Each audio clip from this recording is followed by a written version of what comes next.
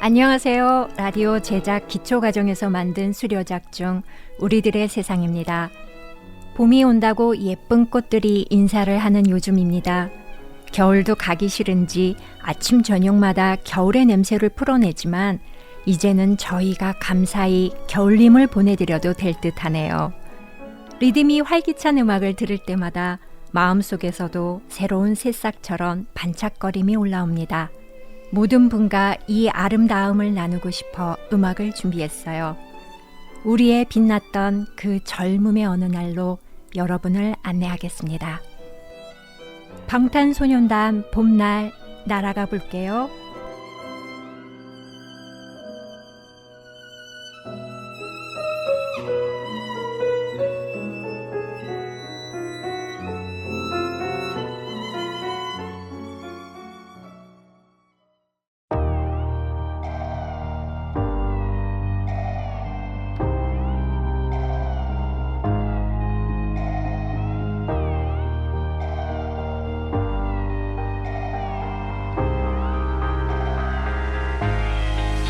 보고 싶다 이렇게 말하니까도 보고 싶다 너의 사진을 보고 있어도 보고 싶다 너무 약속한 시간 나는 우리 겁니다 이제 얼굴 한번 보는 것조차 힘들어진 우리가 여긴 온통 겨울뿐이야 8월에도 겨울이 와 마음은 시간에 달려가네 홀로 남은 설국 열차 네 손잡고 지구 반대편까지 가 겨울을 끝내봐 그리움들이 얼마나 눈치를 내려야 그 봄날이 올까 을 떠드는 작은 먼지처럼 작은 먼지처럼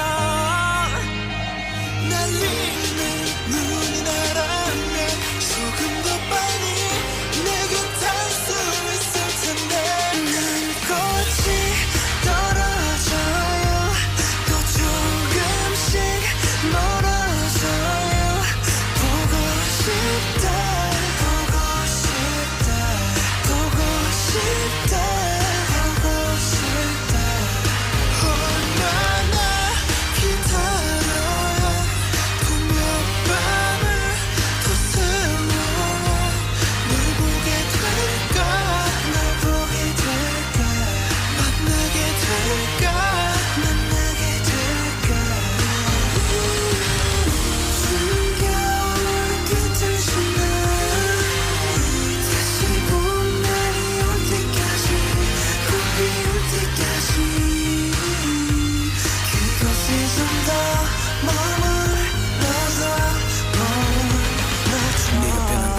네가 변한 머물러줘 건지 아니면 내가 변한 건지 이 순간 흐르는 시간조차 미워 우리가 변한 거지 뭐 모두가 그런 거지 뭐 그래 네가 넌 떠났지만 단 하루도 널 잊은 적이 없었지 나 솔직히 보고 싶은데 이만 너를 지울게 그게 널 원망하기보단 덜 아프니까 이날 풀어내본다 연기처럼 하얀 연기처럼 말로는 지운다 해도 사실 난 아직 날 보내지 못하는데 난 꽃이 떨어져요 또 조금씩 멀어져요 보고 싶다 보고 싶다 보고 싶다 보고 싶다 얼마나 기다려야 봄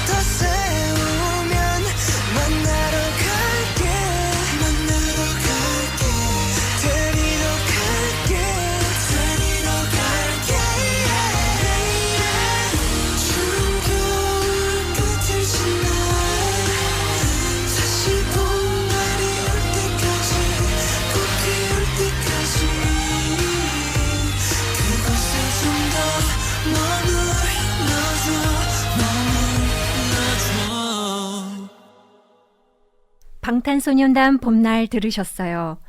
이 세상에 정말 많은 음악 중 어쩌면 조금 낯설 수도 있지만 오늘은 그 중에서도 클래식 음악 한 곡을 풀어내 드릴게요. 경기병 서곡은 오스트리아 작곡가 프란츠 폰 주페가 만든 곡입니다. 시인 코스터의 대본에 의한 1866년에 만든 경기병의 군대 생활을 표현한 작품입니다.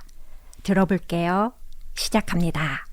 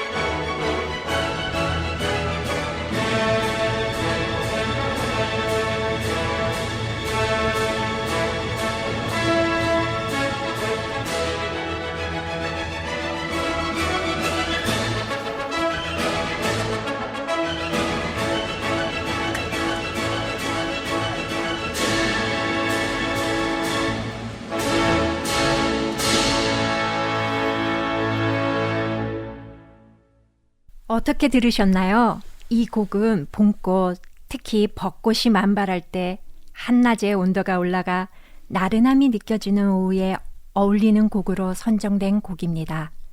이 곡을 듣고 새로운 감정이 생기셨기를, 나른함이 모두 날아가셨기를 희망해 봅니다. 자, 이번에는 김영근님의 이야기를 들어보겠습니다. 오늘 어떤 이야기 해볼까요? 네, 여러분. 영화 촬영 장면을 직접 보거나 배우로 활동해 본 적이 있으신가요? 저는 영화 제작 과정을 배운 적이 있는데요. 오늘 그 경험을 함께 나눠보려고 합니다.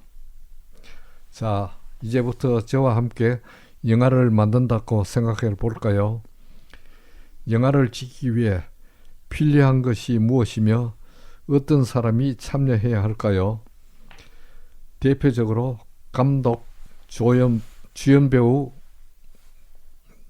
보조 배우, 카메라맨, 시작과 끝을 알리는 안내자, 소품 준비자 등이 있을 텐데요. 이 방송 듣고 계신 분들은 어떤 역할에 관심이 있으신가요? 영화 촬영지는 어떻게 선택할까요?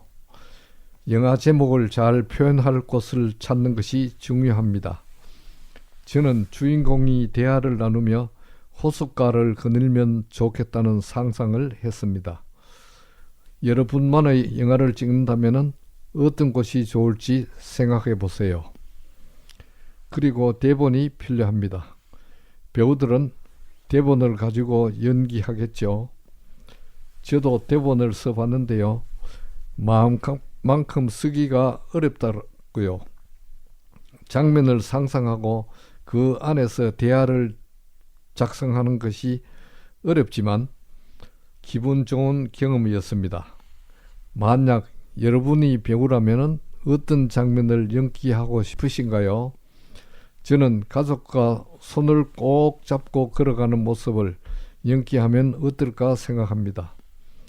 어떤 이야기를 나누면 좋을지 고민도 해보고요. 여러분도 영화 제작 과정에 관심이 있다면 한번 배워보시는 것을 추천합니다. 여러분만의 즐거운 경험을 만들 수 있을 겁니다. 네, 영화 제작 과정에 참여한다면 색다른 경험일 것 같네요. 그럼 다음 코너로 이어가 볼게요.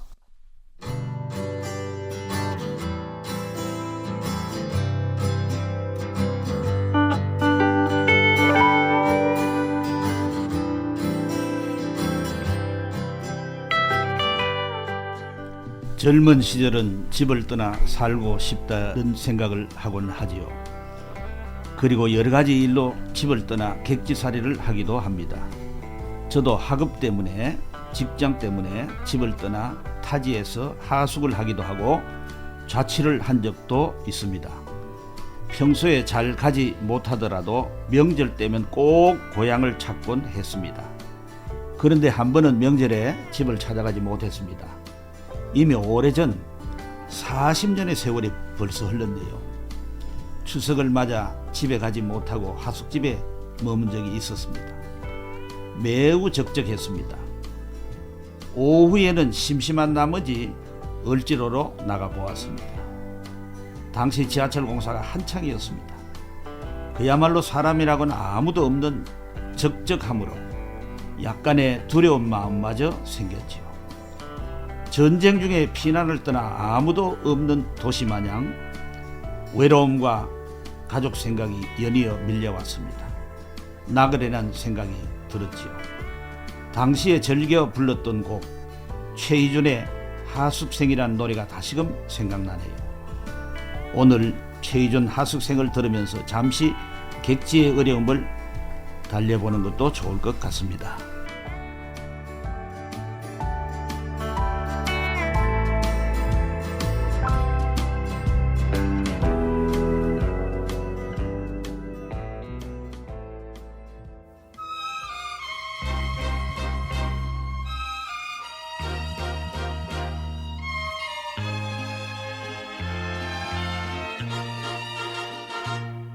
인생은 나그나기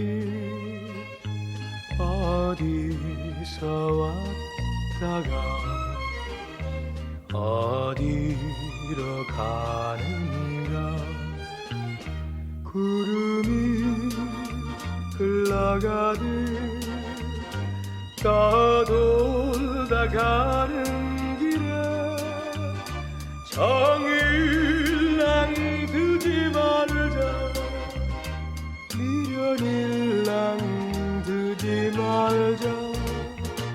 인생은 나그나기 구름이 흘러가듯 정처 없이 흘러서 간다.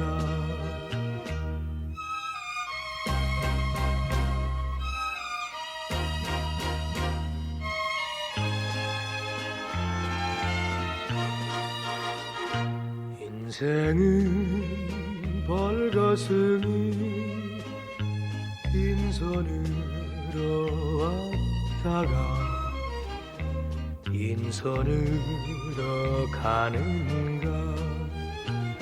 강물이 흘러가듯 여울져 가는 길에 정일랑 두지 말자, 미련일랑 두지 말자. 인생은 벌거숭이 강물이 흘러가듯 소리 없이 흘러서 간다.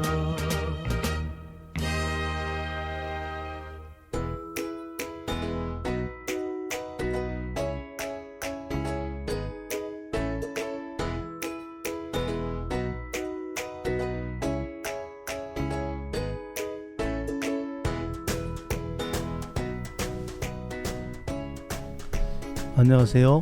저는 가족 상담을 하고 있습니다. 최근 고등학교 1학년 딸아이를 키우고 있는 50대 아버지가 눈물을 흘린 사연을 소개하려고 합니다. 아버지 입장에서 너무 공감하기 때문에 여러분들과 함께 나누고 싶습니다. 딸의 아빠는 건실한 직장인이고 남들이 봐도 모범적인 가장이었습니다. 그러다가 지난 1월달 겨울방학을 맞이한 고1 딸아이가 공부에 소홀히 하자 아빠는 파리채 같은 걸로 아이 손바닥을 몇 차례 때렸다고 합니다. 그런데 딸아이가 아동을 학대한다면서 112로 신고를 했어요. 아빠가 놀란 것은 아이가 112에 신고한 것도 있지만 딸이 경찰서에서 조서를 꾸밀 때 아빠를 처벌했으면 좋겠다는 진술을 했다고 하니까 거기에 더 충격을 받았다고 합니다. 아빠는 당시 친구들과 술자리에서 이런 이야기를 하면서 눈물을 흘렸다고 합니다. 그때 자신이 그 아이를 사랑하는 것과 가족을 위해 희생해온 것을 부정당했다면서 그 자신이 인생을 잘못 살아왔다고 눈물을 보였다고 합니다. 최근에 그 사건이 종결되고 그 아빠는 기소유예 처분을 받았다고 합니다. 그는 아버지답게 이 사건을 겪고 나서 생각도 바뀌고 스스로 다짐을 많이 한 것 같았어요. 자녀를 이해하려고 노력했고 그 사건이 자신이 잘못된 행위로 인해서 발생한 것이라는 점에 대해서 쿨하게 인정하고 넘어갔어요. 저희 주변에 보면 아직도 자녀를 체벌하거나 고함을 지르며 고압적으로 훈육하려는 아버지들이 많은 것 같아요. 그런데 이제는 아버지도 많이 달라져야 할 것 같습니다. 이제는 특히 사랑의 매라는 용어가 통하지 않는 시대가 되었습니다. 어른들이 보면 별것 아니겠지만 아이들의 마음을 먼저 생각해보는 것이 문제이지 않을까 생각됩니다.